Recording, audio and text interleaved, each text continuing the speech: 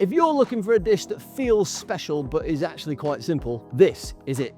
These harissa beans with whipped feta are smoky, spicy, creamy, and totally irresistible. It is a flavour phenomenon and the perfect centrepiece for any weekend lunch. Let's go. Start with your prep. Halve and de-seed your red pepper and slice it nice and thin. Slice the top off a whole bulb of garlic. We're roasting it whole so it turns buttery and rich. Now grab an oven-proof skillet. Toss in your cherry tomatoes and sliced red peppers. Drizzle with olive oil, season well, then nestle your garlic bulb right in the centre. Pop the whole thing in the oven for 25 minutes. Now, whilst that's roasting, let's crack on with our whipped feta.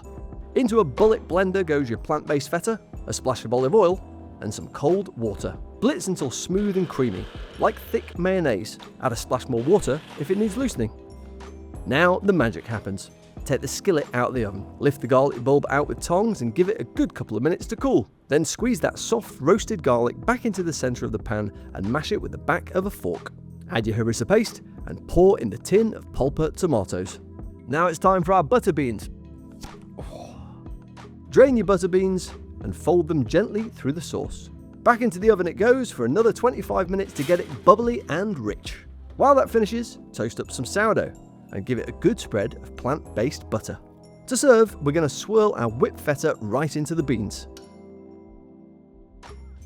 Top with a little drizzle of olive oil, a few fresh dill fronds, and a final pinch of salt and pepper. Serve straight from the skillet with hot toast on the side and get stuck in. This one's all about depth, texture, and that perfect mix of spicy and creamy.